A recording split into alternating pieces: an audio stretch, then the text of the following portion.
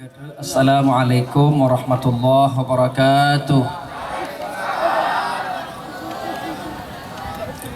Alhamdulillahilladzi hadil muttaqin wa nasiril mu'minin. Asyhadu an la ilaha illallah wahdahu la syarikalah, malikul mulki rabbul alamin. Asyhadu anna sayyidana wa nabiyana Muhammadan abduhu wa rasuluh, khatamun nabiyyin. Allahumma salli wa sallim wa barik ala sayyidina Muhammadin wa ala alihi wa sahbihi ajma'in. Amma ba'du, wa qala Allah subhanahu wa ta'ala fil Qur'anil Karim wa huwa asdaqul qailin. A'udzu billahi minasy syaithanir rajim. Laqad kana lakum fi rasulillahi uswatun hasanah liman kana yarjullaha wal yawmal akhir wa dzakarallaha katsira. Qala an-nabi sallallahu alaihi wasallam, innama bu'ithtu liutammima makarimal akhlaq. Shadaqallahul azim wa shadaqa nabiyil karim. Yang terhormat Koordinator Satker Zul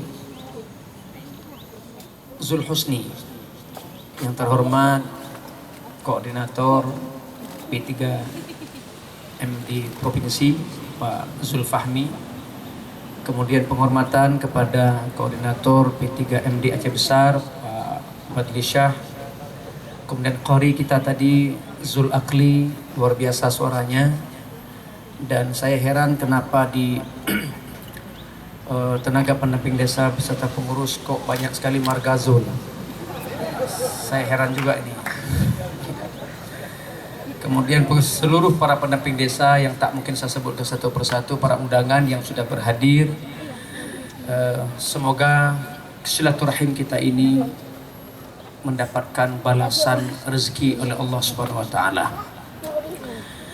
Pertama-tama kita bersyukur kepada Allah Subhanahu wa taala pada hari yang berbahagia ini kita bisa berhadir dalam rangka memperingati Maulid. Dan sepanjang saya ceramah dalam Maulid tahun ini termasuk suasana yang agak sedikit aneh bagi saya, karena pendengarnya dari rumah ke rumah semua. Rumah-rumah udah mati-mati dengan ceramah. Tapi saya tetap semangat karena suara sound systemnya juga sangat-sangat jelas di telinga kita. Dan tadi saya melihat ada satu rumah yang sudah rebah rumahnya, kalau yang dua wak satker mendung rontok rumahnya. Alhamdulillah dalam kondisi COVID-19 seperti ini kita tetap silaturahim. Jadi jangan menjadikan COVID ini sehingga tidak terlaksana dakwah Islamiyah. Saya ceramah kemana-mana tetap seperti biasa kita di Aceh, tidak serumit di tempat provinsi lain kita buat acara. Yang protokol kesehatan tetap kita jaga jarak. Ini apa kurangnya jaga jarak, malah jarak antara balai dengan balai saya lihat hampir 2-3 meter minimal, padahal 1 meter. Nih jarak balai ke balai aja sudah berapa meter. Ini sudah sangat memenuhi protokol kesehatan. Kalau persoalan cuci tangan, ya kita sudah biasa, orang muslim ini 5 kali sehari semalam. Malah ada satu lagi sunnah cuci tangan yang kadang-kala kita lupa. Tahu kapan? Kata Rasulullah, cuci tanganmu setelah bangun tidur. Setiap selesai bangun tidur, setiap bangun tidur cuci tangan. Itu sunnah. Sahabat tanya, ya Rasulullah, kenapa bangun tidur cuci tangan? Beliau jawab, sebab tanganmu dikala tidur merantau entah ke negeri mana. Kadang-kadang negeri sendiri, kadang-kadang pinjam negeri orang, kan gitu. Jadi cuci tangan itu sunnah. Bagi orang muslim nggak usah cerita lagi kalau cuci tangan, memang sudah setiap hari. Pakai masker, jelas pakai masker demi kesehatan kita bersama.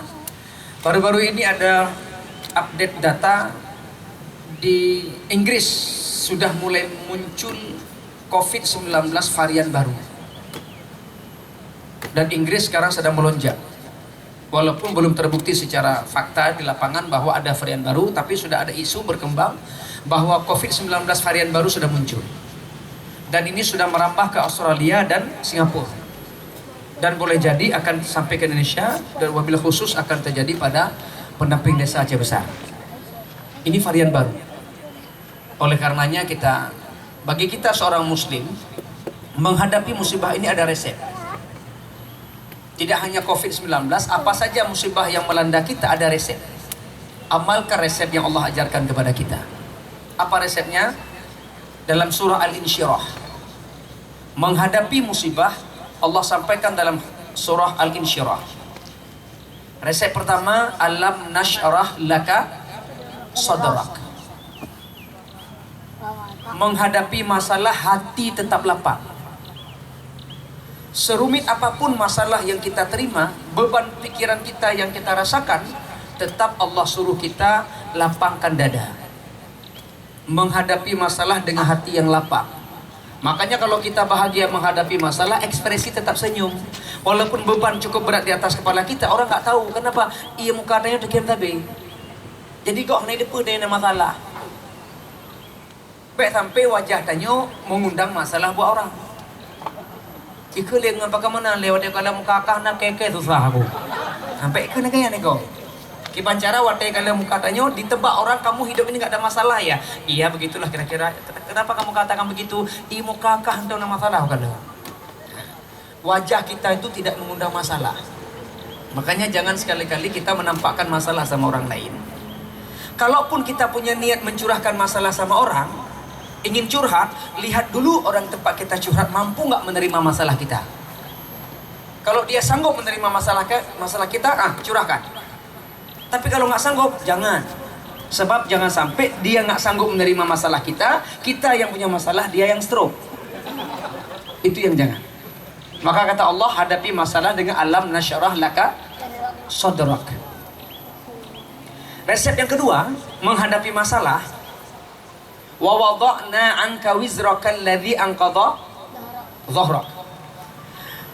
Buang beban yang ada di pundakmu. Beban apa? Dosa. Kita ini banyak dosa, Pak. Sehingga dengan kita banyak dosa, banyak masalah. Makanya Rasulullah katakan setiap ada masalah, sholat. Karena ruku' dan sujud itu bisa menggugurkan dosa. Makanya ruku' dengan sujud berterik-becut. Baik lagi cicim cori. Baca yang fasih pelan-pelan, niat mati. Subhana rabbiyal azimi wa bihamdi. Baik bala-bala. Subhana. Memang malaikatnya bahasa Arab, bahasa Inggris teman. Dengan rukuk yang lama, sujud yang lama, masalah akan hilang, dosa akan turun. Yang ketiga, wa rafa'na laka dzikrak. Menghadapi masalah, buat track record yang bagus. Apa itu track record, Pak? Track record itu apa artinya? Rekam jejak. Buat prestasi yang baik, kemanapun kita pergi akan dipercaya orang.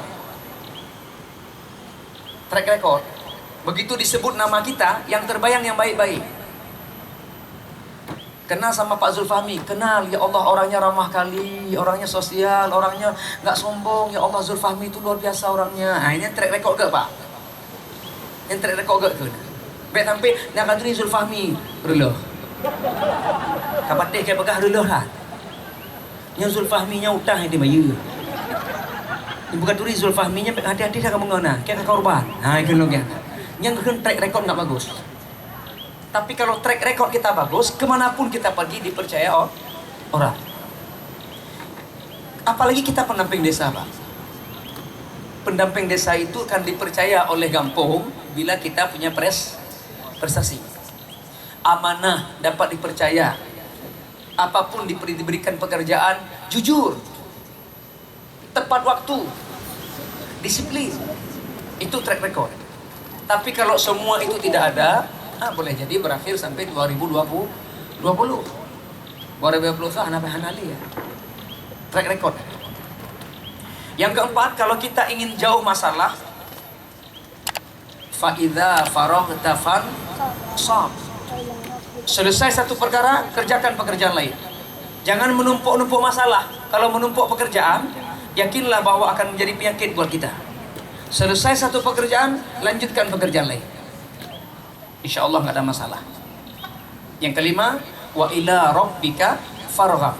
Kepada Allah tempat mengadu. Setiap problematika kepada Allah tempat kita curhat. Dari buka mata sampai tutup mata sampai buka mata, kepada Allah kita mengadu. Insya Allah musibah jauh. Bapak dan Ibu yang berbahagia, kenapa Allah berikan musibah kepada kita sampai sekarang belum berakhir? Jawabannya dua. Satu, kata Allah dalam Al-Quran surah Az-Zumar ayat 51, musibah yang menimpa kepadamu adalah fa'idha fa'asabahum sayi'atu makasabu. Jadi masalah yang menimpa kepada kita, musibah yang menimpa kepada mereka adalah sayi'atu makasabu, karena perbuatan buruk yang mereka kerjakan. Berarti musibah hari ini yang kita terima adalah karena kita undang.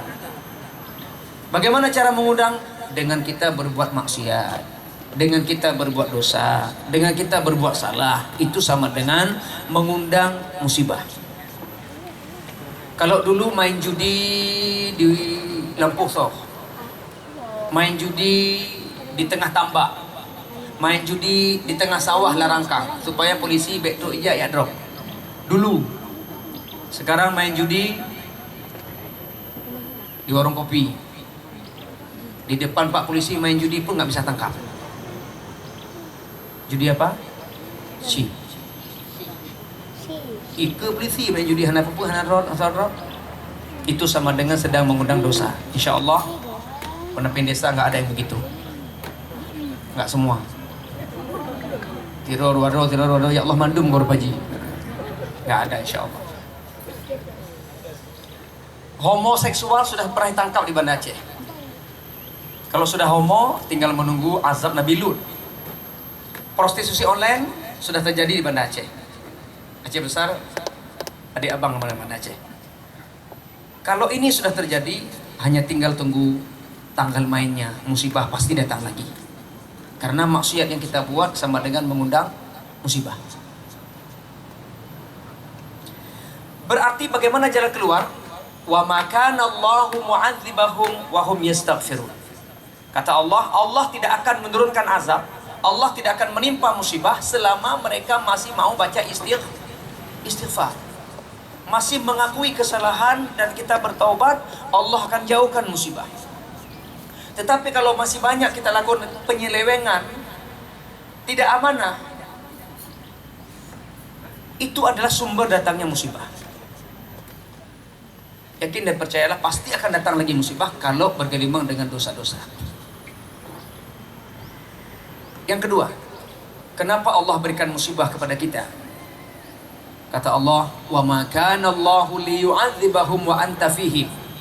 Allah tidak akan menurunkan musibah selama engkau Muhammad masih hidup di tengah-tengah mereka. Jadi kafir Quraisy tidak akan datang musibah kalau Nabi Muhammad masih di situ. Apa kaitan dengan kita? Nabi sekarang sudah meninggal. Nabi Muhammad sudah meninggal, makanya musibah turun.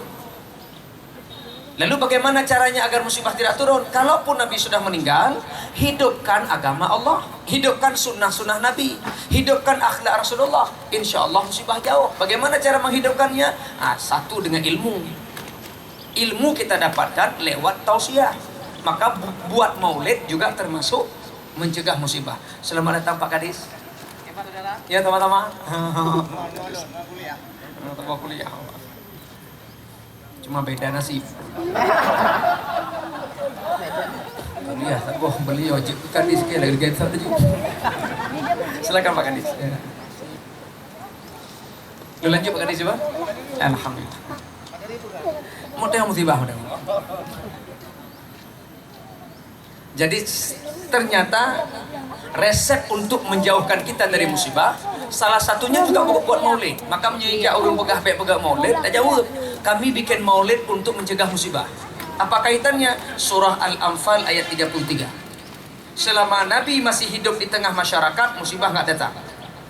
Contoh, Nabi Nuh, banjir tidak akan datang, tsunami tidak akan datang sebelum Nabi Nuh naik bahtera. Setelah Nabi Nuh bersama umat naik bahtera, baru datang air besar, banjir. Nabi Musa juga begitu. Sebelum Nabi Musa melewati Lautan Merah, sebelum selamat daripada Lautan Merah, laut tidak akan merapat balik. Setelah Nabi selamat, Nabi Musa bersama umat, baru Lautan Merah kembali menyatu, tenggelamlah Fir'aun dengan bala tentaranya. Jadi kenapa sekarang Allah hadirkan musibah? Nabi sudah tidak ada. Kita bikin maulid, kita ceritakan sejarah Nabi, kita hidupkan sunnah Rasul, sama dengan menolak bala. Cuma yang jadi masalah sekarang, di Aceh 3 bulan maulid, tuh malam maulid, tapi musibah apa kena macam? Jawabannya, maulid hanya maulid, akhlak belum berubah. Sabu-sabu Pak Kadis, sabu-sabu, bisnis sabu-sabu di Indonesia, Aceh peringkat 6. Beres kan? Luar biasa. Kita memang 10 besar, sabu-sabu lebih. Angka kemiskinan berdasarkan angka statistik, Aceh nomor 1, ranking 1 tingkat Sumatera. Sumatera, Aceh ranking 1. Wow, mantap. MTQ Pak Zul Akli Lumboy baik lenyo nasional ke buah. Sumatera Barat Pak Gadis yang kau likut. Lumboy pada Pak Zul leplo ada leplo 2 ada leplo 3 menang ke kira-kira. Ini musibah besar kan? Kenapa kok bisa Allah berikan musibah padahal maulid tiap bulan kita buat, tiap tahun kita buat? Akhlak kita yang belum berubah. Sekarang saya sampaikan beberapa akhlak Rasul yang mudah, yang gampang kita buat, tapi nggak pernah kita buat. Saya sampaikan. Kata Rasulullah, wa a'zamu sadaqah, seagung-agung sedekah, luqmatu yada'uha ar-rajulu fi fami zaujatihi. Seagung-agung sedekah adalah seorang suami menyuapkan makanan ke mulut istri sendiri. Kok tak sendiri diku nya pendekanan. Sebab naudeng kadang-kadang mental ngainang go. Kalau ngomong sama istri orang, ya Allah lidah keluar masuk. Lagi Pak Eng. Assalamualaikum Dik, Waalaikumsalam Bang, ada apa Bang? Ya kok gede. Bisa bantu Bang, untuk adik apa yang Abang bisa bantu? Keinang kok. Dia keinang roh Abang, Assalamualaikum. Bang kah? Abang antarlah adik ke Sinbun, Grab. Hana hotel. Lu menanci. Hotel telepon di majelis taklim, Ustaz Omar ada waktu nggak ceramah majelis taklim kami? Untuk ibu kapan nggak ada waktu? Sama istri orang. Makanya kata Rasulullah, seagung-agung sedekah seorang suami menyuap makanan ke mulut istri sendiri. Coba Bapak jawab, pernah Bapak suap? Oi, pernah Pak? Ada Ustaz, kapan waktu istri tidur di rumah sakit Zainal Abidin? Idihna aku Pak. Urut pun sakit, Pak pakai sendok, pakai tangan. Masih segar. Urut kedua sakit, Pak pakai sendok bayi. Urut kelima sakit, Pak pakai sendok biasa. Urut keput sakit, Pak pakai sendok bu. Apa hendak raya ju-ju. Urut kelimbang sakit, Pak pakai tekruk. Suap itu sunnah rupanya. Ini wajah-wajah yang nggak pernah suap. Ustaz Omar pernah sama Pak Kehana Haji. Melet ini. Ada kami suap, Ustaz, ada kami suap. Kapan? Waktu hari pertama di pelaminan. Itu pun dipaksa sama orang foto. Ipak ada. Awak foto, you bersilang. Ayo suap bersilang, nanti kami berdokumentasi. Jangan lepas-lepas dulu ya. Ila kau tak buat kau kalian abah henang buat foto kala. Ayo foto buat kalau abah itu malah hidung henang buhu. Ternyata suap itu sunnah untuk melanggengkan rumah tangga. Aisyah bersama Rasulullah selesai suap saling jilat jari. Jari Aisyah dijilat oleh Rasulullah, jari Rasulullah dijilat oleh Aisyah. Berani tidak? Enggak berani kita. Ayo coba, boleh. Jangan di sini Pak, di rumah nanti. Di sini istri orang semua. Di rumah nanti coba jilat jari. Ada yang mengadu, Ustaz, kayak mana kami jilat? Pakan lagi tahan nagura tagay. Pakan nagura. Iba na bagahan. Lah kolong Ustaz, kerja kau nyan lawa lumosa. Tiba mo jilat. Oke, panjang malam jaju oke kau nyan gitu. Begitu saya mau jilat Ustaz, yang dalam perut keluar balik. Muntah. Itu akhlak. Mudah, tapi jarang kita buat. Yang kedua, la yabulanna ahadukum fi ma'i rakidin. Jangan buang air di tempat air yang tergenang. Itu akhlak kepada lingkungan. Nah, mari kita lihat. Ada orang mandi di Kuta Malaka, ada yang piknik ke Tamarusa, ada yang ke Waterbu Matai. Anak-anak segede ini mandi satu kolam 30 orang. Yang heran kita 2 jam dia mandi, kenapa satu pun nggak ada yang buang air kecil di kamar mandi? Kau akan 2 jam mana mesti roh hana ya to'ik lewati.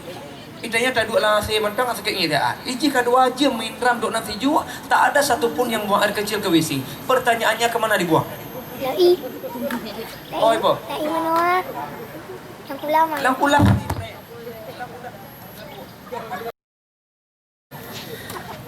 Alhamdulillah sudah mulai sudah hidup PLN lam. Kita lanjut. Kita lanjut tadi yang kedua. La yabulanna ahadukum fi ma'i rakidin. Jangan buang air di tempat air yang tergenang. Ini akhlak kepada lingkungan.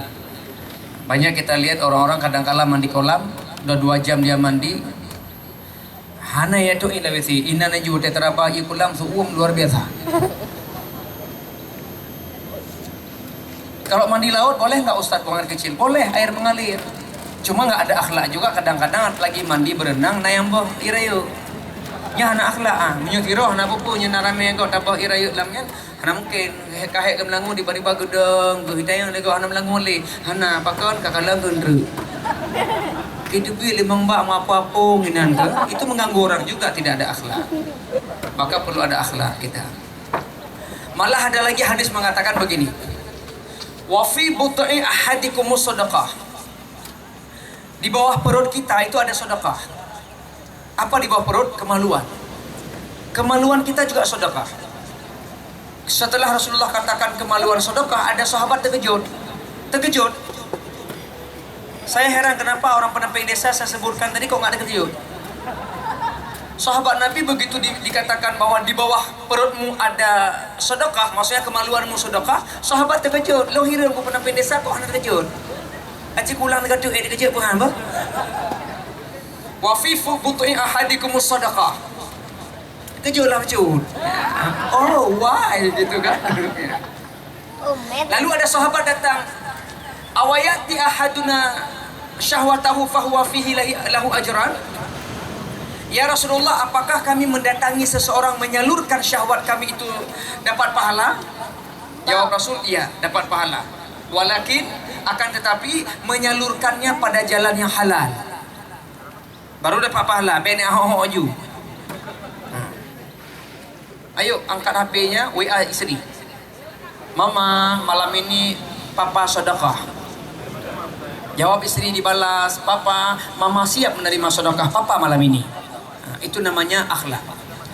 Nah, ternyata kenapa Allah datangkan musibah? Karena kita mungkin akhlak kita sudah jauh daripada tuntunan Rasulullah sallallahu alaihi wasallam. Janganlah jadi pendusta-pendusta akhlak Rasul. Jangan jadi pendusta-pendusta agama. Dan salah satu yang kami lihat pada jabatan Bapak Ibu sekalian, apa yang kita lakukan adalah sedang menjalankan apa yang disebut tadi Ustaz Zulfahmi. Bapak Zulfahmi tadi mengatakan bahwa salah satu pendusta agama adalah ketika menyelewengkan hak orang lain. Bapak perhatikan pada ayat misalnya tadi dibacakan oleh Pak Zulfahmi, fadzalikal ladzi yad'ul yatim wa la yahuddu ala ta'amil miskin. Kita ambil saja ini, wa la yahuddu ala ta'amil miskin. Coba Bapak perhatikan terjemahnya. Dan wa la yahuddu ala ta'amil miskin. Coba lihat terjemahnya di dalam aplikasi kita Quran kalian. Walaupun sejarah ini bisa kita terjemahkan, saya mau menunjukkan kata maksudnya. Katanya coba lihat. Coba perhatikan, wala yahudud, tidak mendorong disebutkan, dan tidak mendorong memberi makan orang miskin. Kenapa tidak disebut oleh Allah tidak memberi makan orang miskin? Kenapa disebut tidak mendorong? Kenapa disebut tidak mendorong? Wala yahudud. Kenapa tidak langsung wala ta'amil miskin? Tidak memberi makan. Kalau memberi makan, tidak semua sanggup. Itu maksudnya. Tapi Allah pakai tidak mendorong, artinya mendorong orang memberi makan, mendorong walaupun kita nggak memberi, mendorong saja itu semua orang sanggup. Mengajak memberi makan, semua orang sanggup. Tapi memberi makan, tidak semua orang sanggup. Makanya Allah gunakan tidak mendorong. Orang yang tidak mendorong makan miskin, memberi makan orang miskin, itu termasuk pendusta agama. Karena mendorong saja memberi makan, semua orang sanggup. Kalau tidak mau mendorong saja disebut pendusta agama. Tidak mendorong, apalagi menghambat untuk memberi makan orang miskin. Bapak Ibu semua yang berbahagia, kita malah bekerja di sini, mencari nafkah di sini pada level ini, pada pendamping desa. Maka kalaupun kita tidak memberi makan orang miskin, minimal mendorong perangkat desa untuk memperhatikan orang miskin, itu sudah tergolong tidak mendustakan agama. Begitu mudahnya agama kita ini. Saya misalnya pandai ceramah, tapi tak pandai berbuat. Minimal saya tidak jadi pendusta agama. Kalaupun saya nggak berbuat, minimal sudah saya ajak orang untuk berbuat. Berarti orang Ustaz minta selamat berarti. Begitulah Allah melihat amal kita walau hanya untuk mengajak. Jadi jangan sampai jadi pendusta agama, tidak mau mendorong untuk membantu orang miskin di desa-desa kita. Apalagi anak yatim. Lalu kenapa Allah bahasakan anak yatim? Karena anak yatim ini adalah terlemah dengan orang miskin. Maka anak yatim itu dibahasakan orang yang paling lemah. Anak yatim duluan baru disebut orang miskin. Karena lebih tahu utama anak yatim daripada orang miskin. Jadi kerja kita ini adalah berakhlak mulia. Sehingga ulama mengatakan kenapa Allah Subhanahu wa taala memberi nama Rasulullah Muhammad.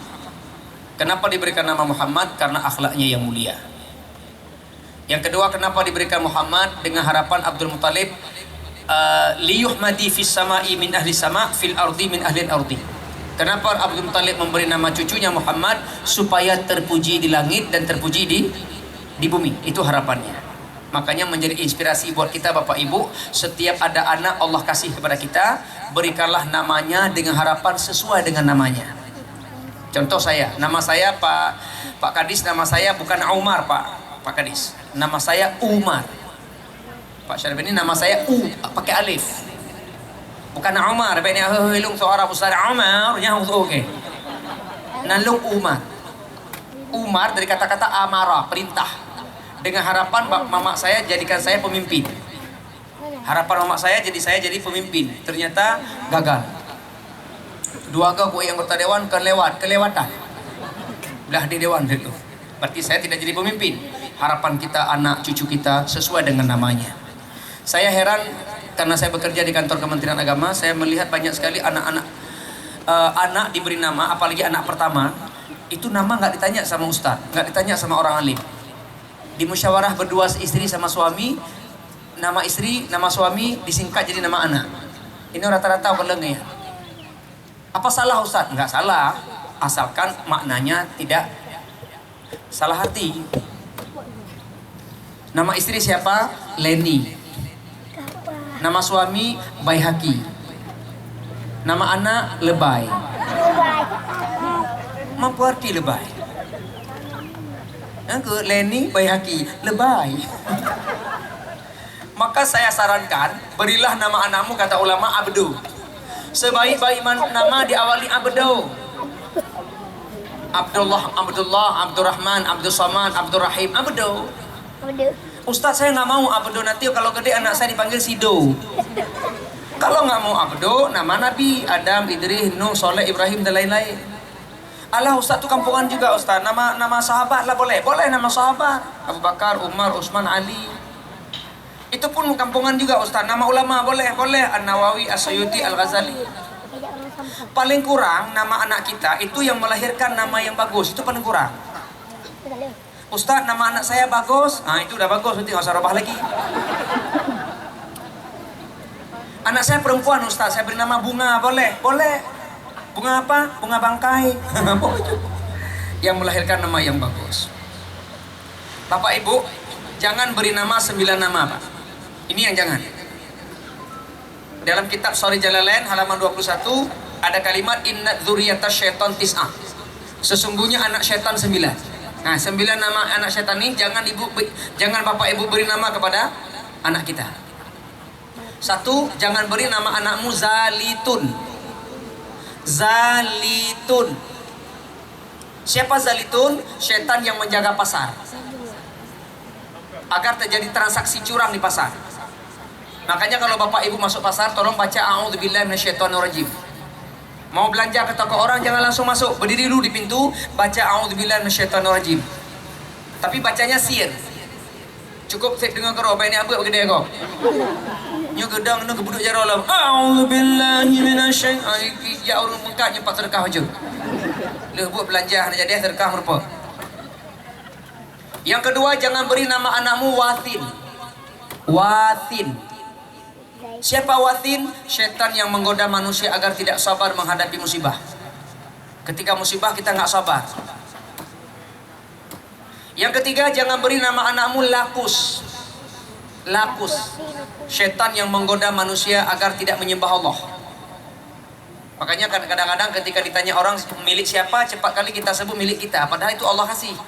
Nya tepa motor, motor long, nya tepa Honda, Honda long. Pakan bakas tak long. Allah ilai berulun. Nya tepa motor, alhamdulillah motor long. Ah itu yang betul. Nya tepa Honda, alhamdulillah Honda long. Nah, lagi yang betul.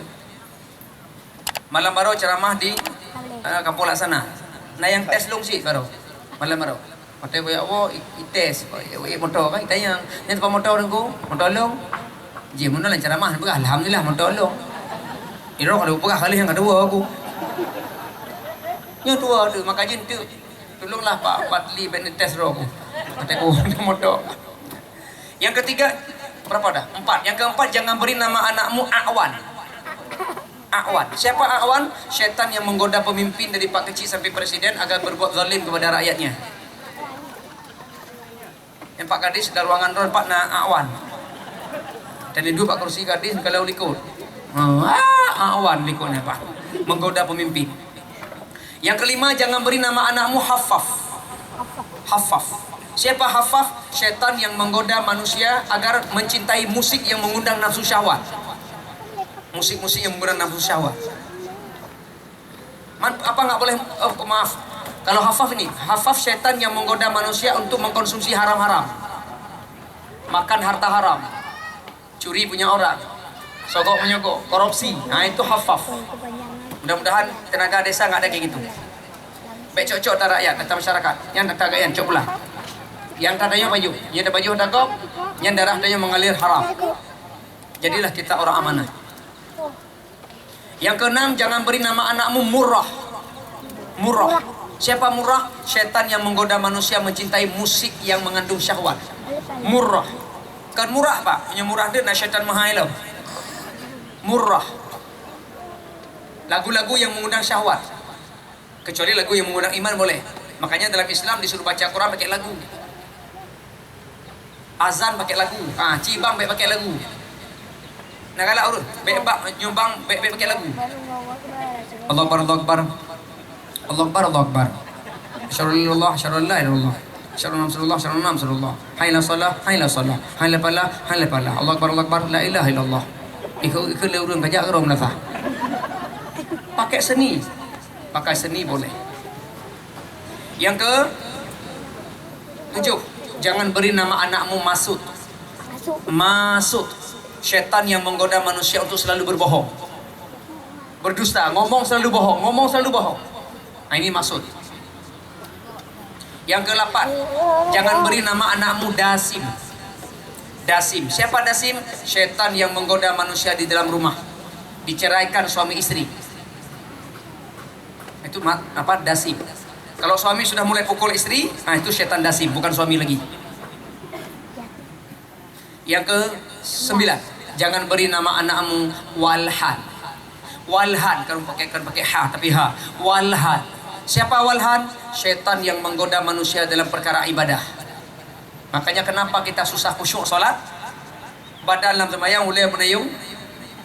gara-gara walhat. Kenapa imam baca doa baca ayat dalam solat kok terbalik-balik? Qul ya ayyuhal kafirun habis-habis baca ulang mabasa jamaah cukup baca ruku-ruku. قل يا أيها الكافرون لا أعبد ما تعبدون ولا أنتم عابدون ما أعبد ولا أنا عابد ما عبدتم ولا أنتم عابدون ما أعبد ولا أنا عابد ما عبدتم ولا أنتم عابدون ما أعبد ولا أنا عابد ما عبدتم ولا أنتم عابدون ما أعبد ولا أنا عابد ما هاي تولي مأموم يكون lakum baru kata lakum dinukum waladdallin. Kami dalam tiga dulu lah. Ana habis-habis sembahyang gara-gara walhat. Maka Nabi Muhammad kenapa diberi nama Muhammad? Karena akhlaknya terpuji di langit, terpuji di bumi. Di London, adik-adik tahu London? Dekat lampu penerun. Itu Lamdom, hai bang, agak boleh. Di Inggris, kantor Disduk Capil kalau kita di Aceh, pencatatan penduduk dan catatan sipil, itu rata-rata Muslim Inggris diawali nama dengan Muhammad. Itu di Inggris, Pak. Identitas diri harus nampak Muhammad. Di Indonesia yang mayoritas Muslim, Muhammad kan mulai gada. Udah mulai hilang. Cari nama-nama yang nggak jelas. Dulu anak sampai 12 karena 12 anak terpaksa beri nama sesuai dengan bulan. Yang lahir Januari, Januar. Yang lahir Februari, Febrianingsi. Yang lahir bulan Maret, Mareta. Yang lahir bulan April, Aprilia. Yang lahir bulan Mei, Mei. Kawan Ipin, Upin. Yang lahir bulan Juni, Juniati. Yang lahir bulan Juli, Juliati. Yang lahir Agustus, Agustinus. Yang lahir bulan September, Septianingsi. Yang lahir Oktober, Oktaviani. Yang lahir November, Novriansyah. Yang lahir Desember, Desi Ratnasari. 12 bulan 12 nama. Sehingga watai baju hubuh na payah hidiraro. 3 hoi. Mak bu, kalender maju. 12 orang mari tidur. Begitu gampang ya. Mudah-mudahan anak-anak kita ni nama-nama yang Islami. Waktu yang memisahkan kita ada 20 menit lagi kita bisa menikmati rezeki Allah kasih, baru kita bisa sholat zuhur berjamaah. Kalau ada waktu kita sholat zuhur berjamaah, insya Allah semua ada waktu. Terima kasih segala perhatian, mohon maaf segala kekurangan. Mari kita tutup dengan doa. أعوذ بالله من الشيطان الرجيم بسم الله الرحمن الرحيم الحمد لله رب العالمين حمدا شاكرا حمدا ناعما حمدا يوافي نعمه ويكافئ مزيده يا ربنا لك الحمد ولك الشكر كما ينبغي لجلال وجهك الكريم وعظيم سلطانك اللهم صل وسلم وبارك على سيدنا محمد وعلى آله وصحبه أجمعين اللهم لك الحمد وإليك المشتكى وأنت المستعان لا حول ولا قوة إلا بالله العلي العظيم اللهم لك أسلمنا وبك آمنا وعليك توكلنا وبك خصمنا يا أرحم الراحمين اللهم إنا نسألك الثبات في الأمر والعزيمة على الرشد ونسألك شكر نعمتك ونسألك حسن عبادتك ونسألك قلبا سليما ونسألك لسانا صادقا ونسألك من خير ما تعلم ونعوذ بك من شر ما تعلم إنك أنت علام الغيوب اللهم اغفر لنا ذنوبنا ولوالدينا وارحمهم كما ربونا صغارا ولجميع المسلمين والمسلمات والمؤمنين والمؤمنات الأحياء منهم والأموات اللهم اجعلنا صبورا واجعلنا شكورا وفي عيننا صغيرا وفي أعين الناس كبيرا اللهم إنا نسألك نفسا مطمئنة ونؤمن بلقائك ونرضى بقضائك ونقنع بعطائك يا أرحم الراحمين اللهم ربنا هب لنا من أزواجنا وذرياتنا قرة أعين واجعلنا للمتقين إماما ربنا آتنا في الدنيا حسنة وفي الآخرة حسنة وقنا عذاب النار وصلى الله على سيدنا محمد وعلى آله وصحبه أجمعين والحمد لله رب العالمين. Terima kasih dan doa-doa kalian anak yatim yang mulia, mudah-mudahan bapak-bapak kita ini, abang-abang kita ini bekerja, Allah selamatkan dari pekerjaannya. Terima kasih. Assalamualaikum warahmatullahi wabarakatuh.